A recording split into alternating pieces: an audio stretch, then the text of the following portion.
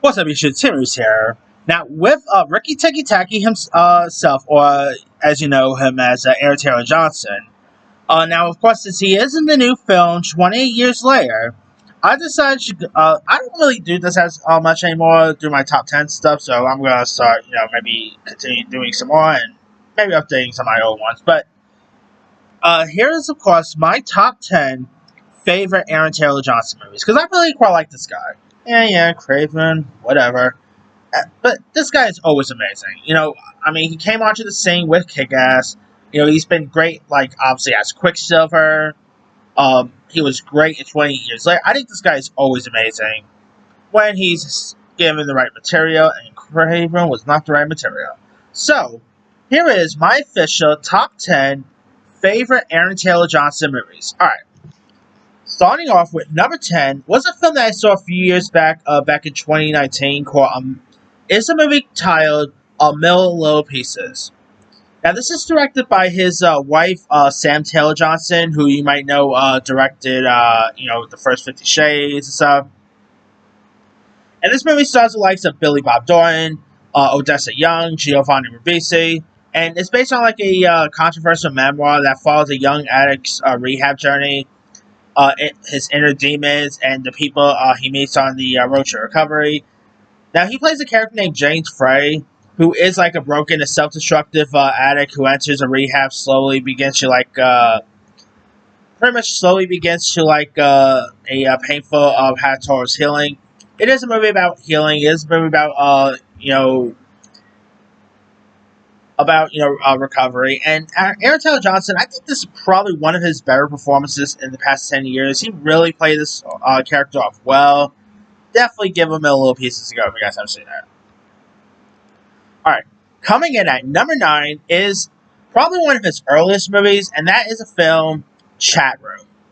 Now, I know the internet, it's been around always, around the 2010s and whatever, but I still feel like this movie was a little bit ahead of its time. Obviously stuff like, Facebook and whatever was around at the time, but I feel like, the internet is a little more cautious nowadays.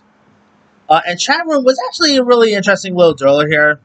You had Aaron Taylor Johnson, who plays one that's plays a character named William, who's this charismatic, psychologically disturbed teen who manipulates others, pushing them towards self-destruction here. And it's where 5 teens meet in an online chat room where a charismatic but dangerous member begins manipulating them. This is one of his most darkest roles, really. It is a British thriller. You had a very young Imogen Poots, who, of course, will go on to appear in that terrible Black Christmas remake. She was in that Need for Speed remake movie and stuff. You got Matthew Beard, Hannah Murray. You got some really good cast members here who will go on to, be in bigger stuff down the line. It is a really decent thriller worth giving a go. Alright. Number 8, I'm going with Savages. Savages, I really think is underrated.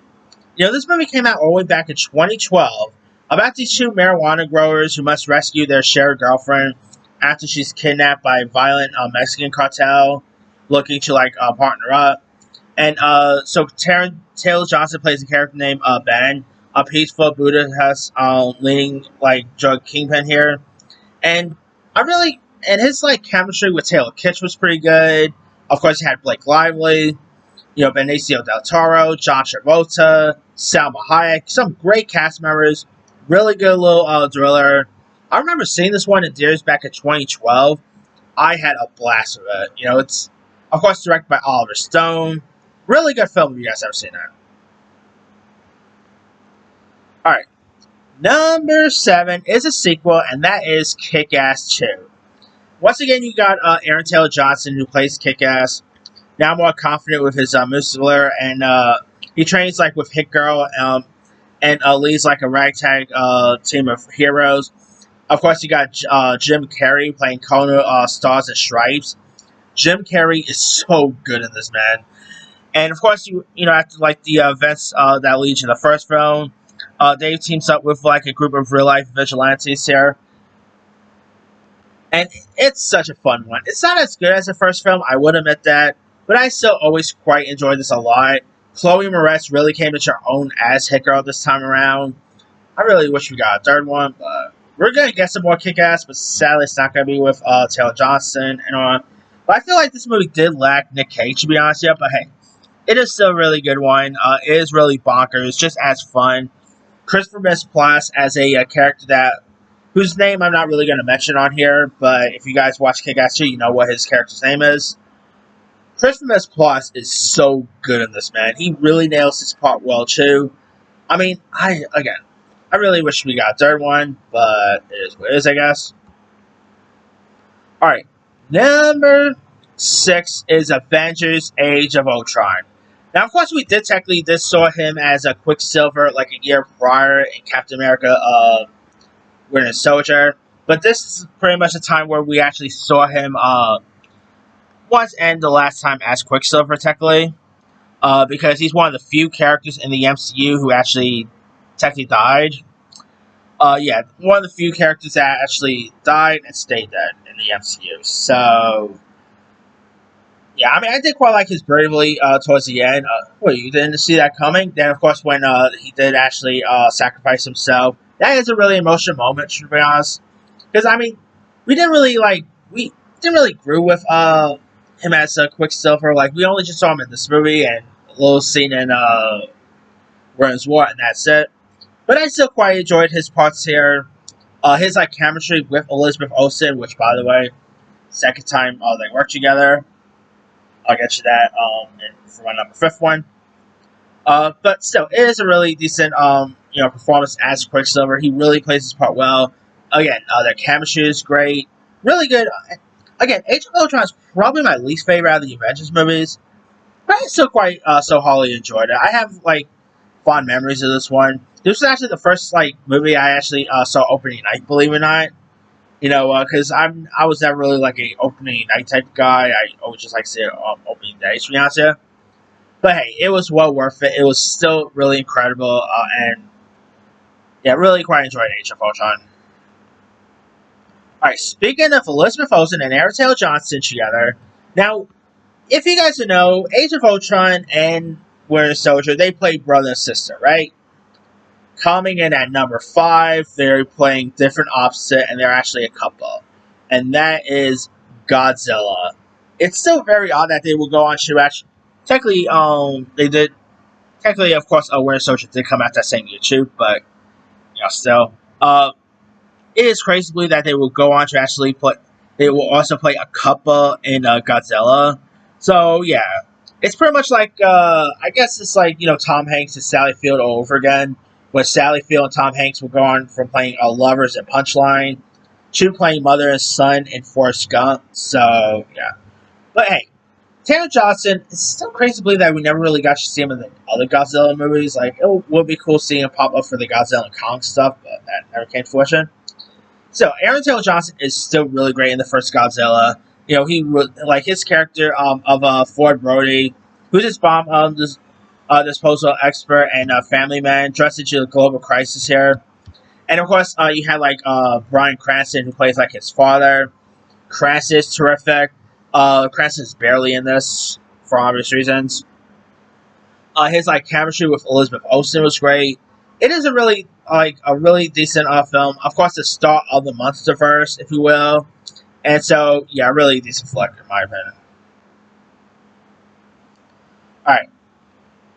Number 4 is a movie that I think he should have got an Oscar nomination for. It's kind of funny because he actually did got nominated and won the Golden Globes, but he did not even get a nomination for this at the Oscar.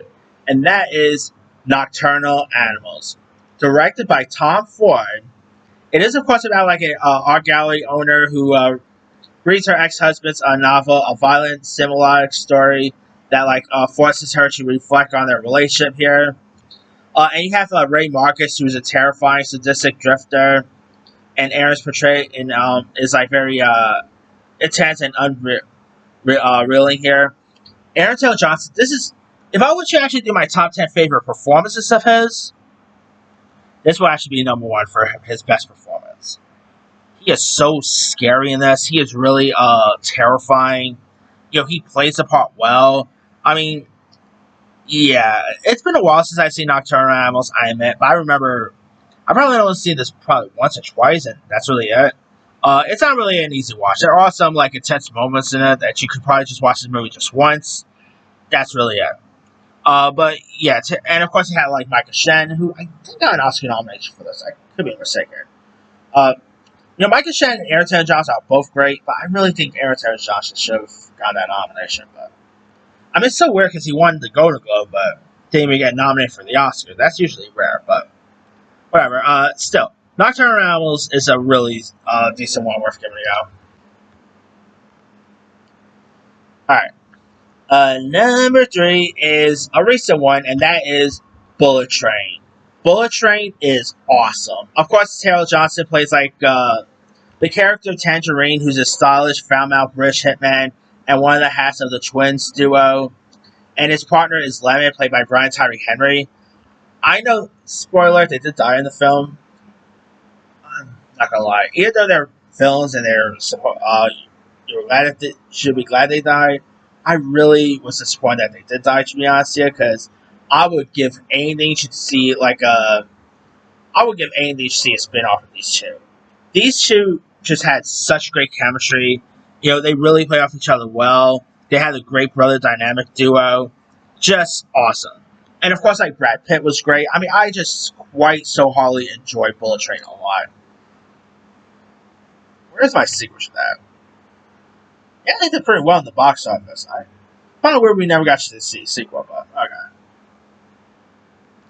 Alright, number 2 is another film I think he probably could have got an Oscar nomination for, and that's him as a young John Lennon in Nowhere Boy. I can say that this was like his breakout role, really, like the movie that really put him on the map for critics and stuff.